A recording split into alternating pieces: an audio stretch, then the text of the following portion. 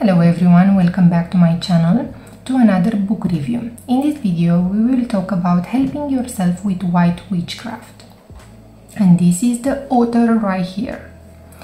Okay, so I found about this book from a YouTuber called Brujo Luis. He has a YouTube channel which I found very fascinating because he speaks about books, magic and all kinds of things, and I find his work really great.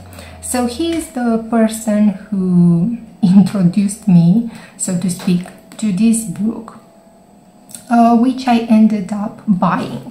So let's dive into the book review. Let me read you the dedication. So this book is dedicated to the reader of this book. It may help you achieve your goals and desires. So I really like that. Very neat. So this is the contents. I like that, as you can see, it has that old witchcraft book format, in which the book starts with these pages in which are explained what this book can do for you. And this gives me nostalgia, because when I started reading about magic and witchcraft, I think almost every book that I've read had this type of layout, so to speak. And then we dive into chapter 1, and here you will find out about how to organize yourself for effective uses of White Witchcraft. So he says things about witchcraft and how it can help you, and I highlighted a few things in these pages like this.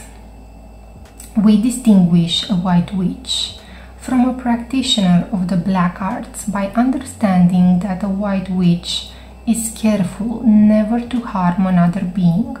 And the reason is simple. You are too busy reaping your own good fortune to be the least bit interested in disturbing the good of someone else's.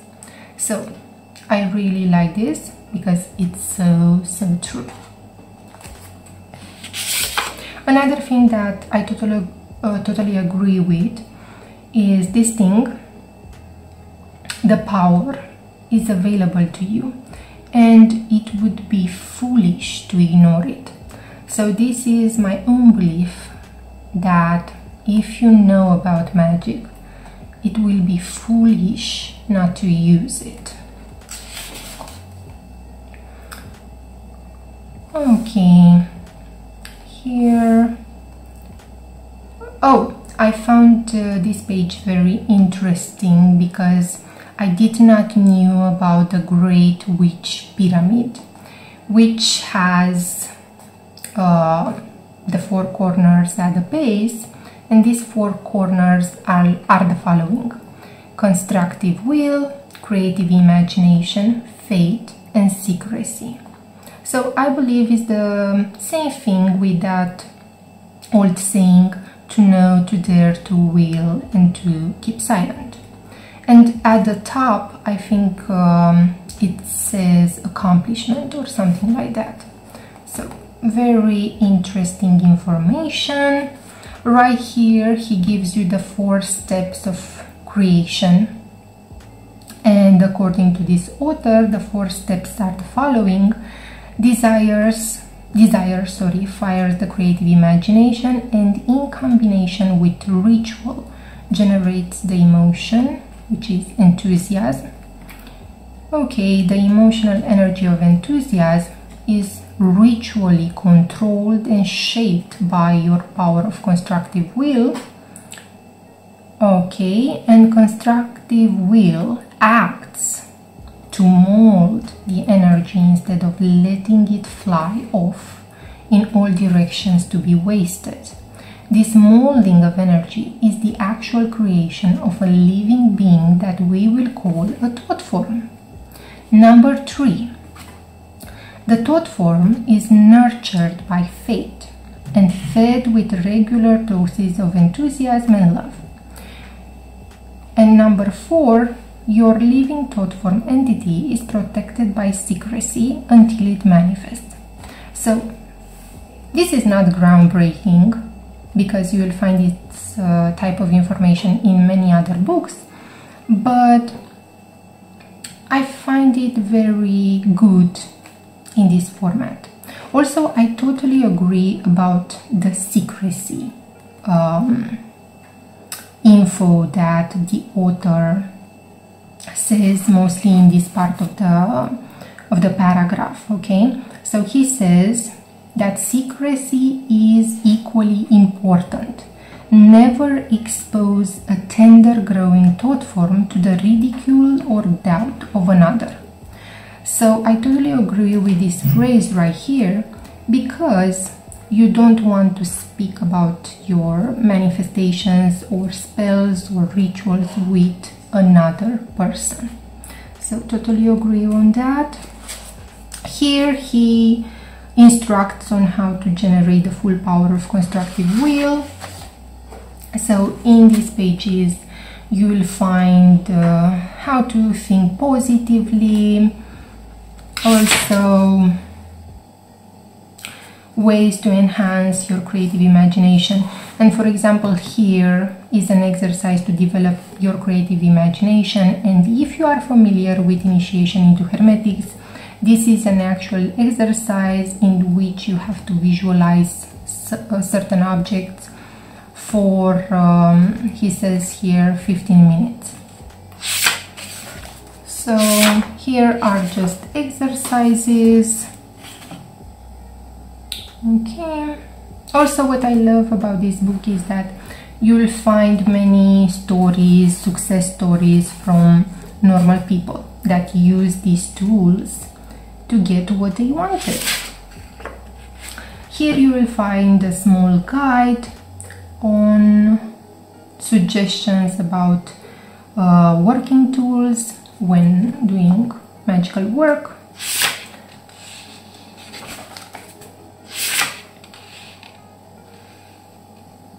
Okay, here he informs you about the importance of ritual and how to harness the power of habit. And he says that basically any rituals creates a habit.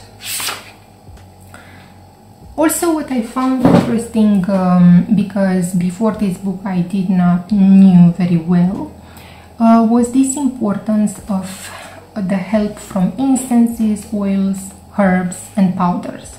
So basically, just to sum it up, you use these tools in order to attract elementals or elementals energies. Basically, that's their role. Okay. Then in chapter 2 you'll find information about how to cast spells in witchcraft. And this chapter starts with a basic protection ritual, which I did, and is very good. I loved this invocation of Shiva. Let me read it because I love it, how it sounds. Lovely, powerful Shiva, God of sweeping change, sweep away the lesser, shut it out of range, leave the beauty and the light, bright and clean and fair. Remove all vibrations of misery and despair. Leave this place and these fine things fresh and bright and pure, holy as your own fine self, bright, complete and sure. Lovely, powerful Shiva, our thanks to you we give, that from your sweeping power in beauty may we live. So I love that, love it. And this is the continuation of the ritual of protection. Here again he shares cases of people who had good results with this particular ritual. Also, he shares how to consecrate your altar or working area. Here is a salt and water protective invocation, which I use whenever I clean the house. So this is a thing that I use a lot. Again, here he speaks about how to use meditation, and I love this phrase right here. So the type of meditation we seek is the establishing of a love affair with life itself. So I love it. Here he speaks about the aura, how to maintain it clean and bright. Okay, here he shares the gods and how they are used as a source of energy. The problem is that I don't like how it's printed, so you have to draw an imaginary line for this, but yeah, I'm not using this page very much, to be honest. Okay, these are some simple chants for different things. Another thing that I like about the book is that at the end of each chapter you have these points to remember, which I like. And in chapter 3 you find out more about herbs, oils, candles and incense. And again, he says here that the elements of witchcraft are living personalities which have dominion over their material counterparts. So basically that's why you are using these things. Okay, here he says who are the elements of earth, water, air and fire. And what I love is this table right here, which speaks about different things and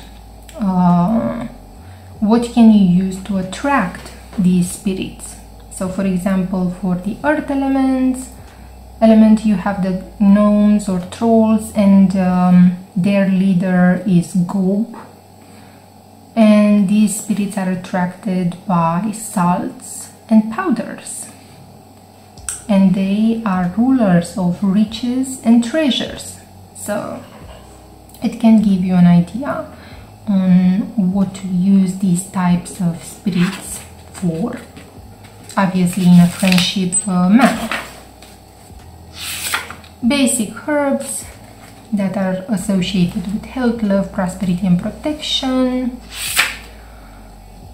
Another thing that I found interesting about infusions, seasoning, washes, incenses. Okay, and you have a lot of information about them here. This is one of those pages in which the author shares successful stories. Here you will find how to make witches powders, which I don't use, but maybe in the future, who knows what I will decide to do. But right now I don't use this type of thing. Okay, chapter 4 was another interesting chapter because it speaks about how to gain the cooperation of familiar spirits and little people. Okay, again here you will find a formula on how to create thought forms, which is pretty similar to what you will find in Initiation into Hermetics. Here you will find how to build a watcher, which I found it to be similar to a servitor.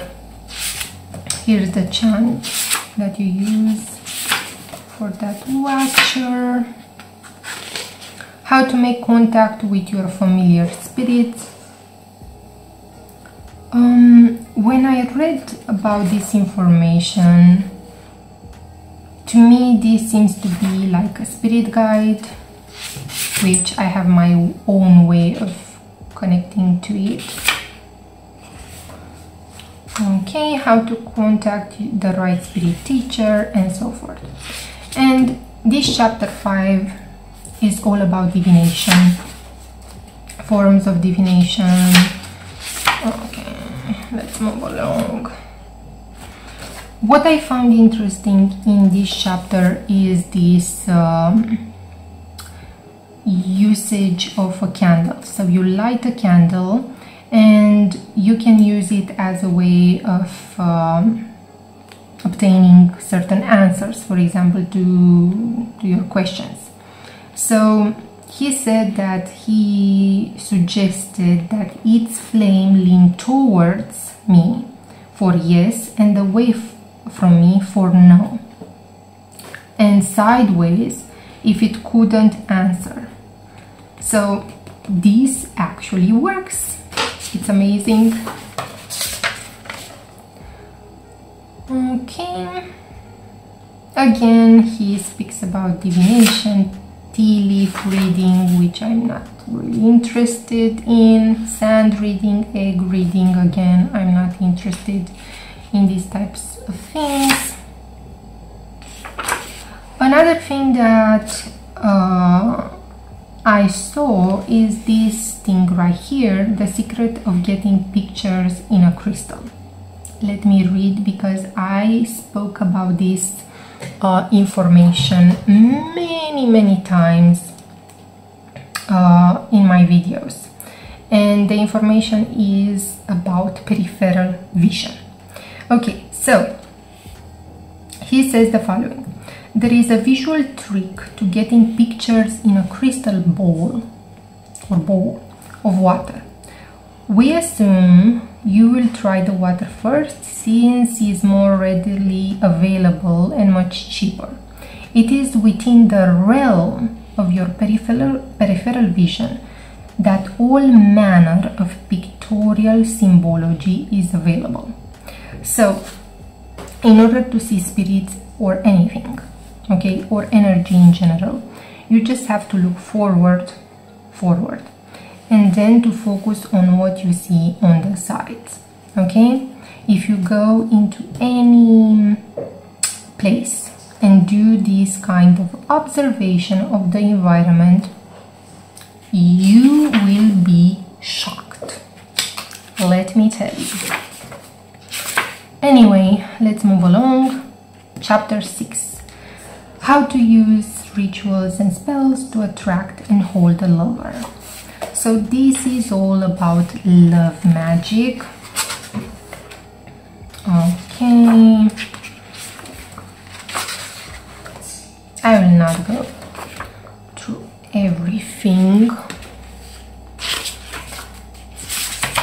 Okay, chapter 7, again here you will find rituals and spells about money, prosperity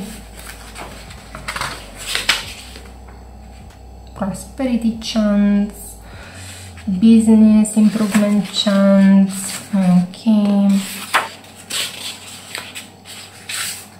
again you will see everywhere these successful stories. Okay. And basically this is the whole chapter about prosperity.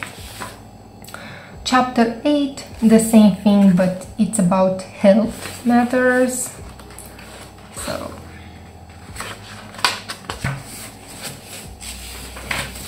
okay, this chapter 9 is all about how to protect yourself, from psychic attack. So these are spells for that. Okay, chapter 10 is about how to make and use amulets, talismans, and here you will find a lot of information.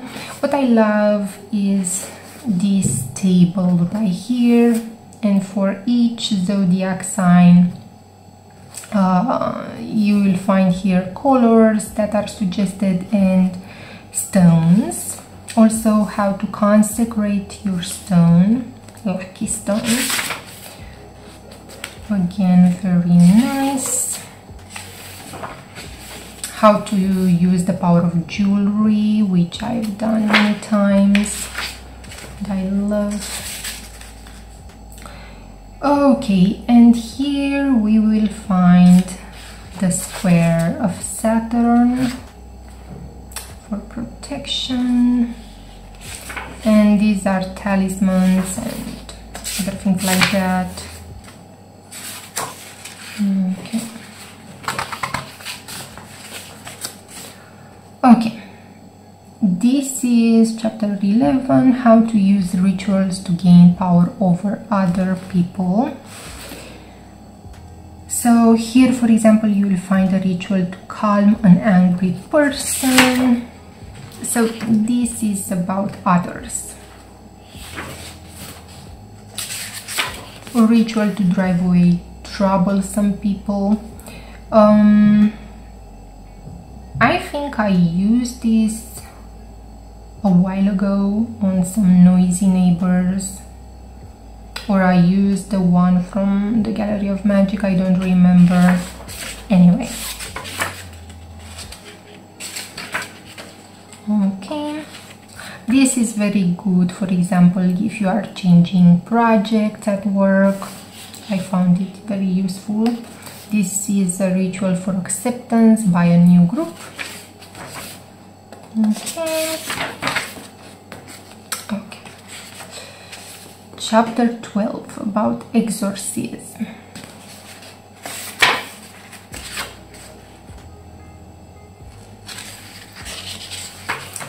Was interesting to read about, but this is not a chapter that I use, because I think that if you control your mind very well, you will not have many problems in your life. Okay. This is chapter 13, and it's all about sex magic. And I found it very fascinating.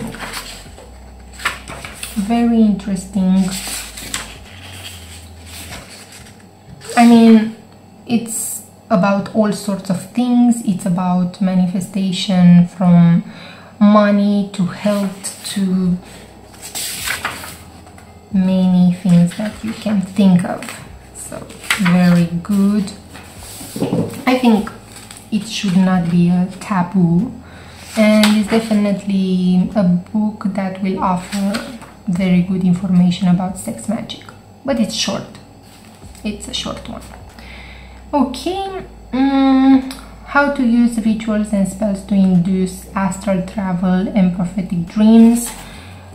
This is a chapter that I read, but I did not use it so much because I found other ways which are not very good, let me tell you.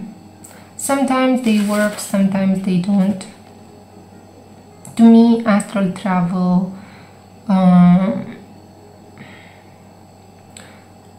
don't know, I think that astral travel is the same thing as when you are lucid in a dream. That's what I think astral travel is. But if you cannot maintain that level of consciousness, you can do mental travel, and you don't need to be asleep or anything like that. You can do it in your kitchen, on the couch, everywhere. Mental travel is easy. But in order to maintain that level of awareness, I'm working on it, but it's hard, people, it's hard. I don't know, maybe I will try this to see how it goes. Maybe it will give me a boost or something. I don't know. But just so you know, you have this information here if you want to use it, in case you buy the book. Dreams. I study dreams like crazy. I write down my dreams, I pay attention to the symbolism of my dreams. I tend to do certain things by what I received in my dreams. So yeah, I do a lot of dream work. Okay, so chapter 15 is all about timing, which I have to be honest that I only use the phases of the moon. I never went so far deep into the timing of casting a spell, but because maybe what I needed did not require such timing. So, but in here again you will have a good amount of information about timing if you are interested in that. For example, the hours. Here is an example of how a love ritual was scheduled for better results, which I found fantastic to read about. Interesting. Again, here you will find many success stories related to good planning based on time of their rituals, spells. Okay, the chapter 16 is about how to enhance your powers. So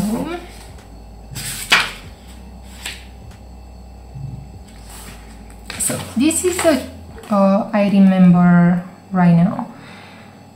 I don't come back to this chapter very much because I work alone. So yeah, but this is a chapter if you want to work in a coven. And I think it's an initiation in here. When to admit an unicorn. I thought there was an initiation ritual in here.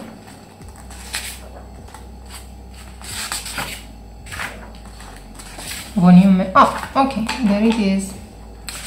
I found it very, very nice to read about it. And that's about it. This is the book. So this is my review for helping yourself with White Witchcraft. I think it's full of information. I think you can find many spells that can help you. Also, you don't need to use everything from here, but at least you can find inspiration on how to construct your own rituals and manifestation formulas. But like I said in my previous videos, I like to experiment a lot, and whenever I buy a book I try to use it at least for a month or two to try different spells from it, to try different exercises from it, and to see where it leads me. And with this book, after using several spells and chants and things like that from it, I had very interesting synchronicities, but certain things I still have to wait for the results, so I'm not telling you what I did or did not. But again, if you have access to this type of information, you don't have anything to lose if you try these things out with an attitude of playfulness and see where it will lead you. So thank you so much for watching. I hope that you enjoyed my review, and see you next time.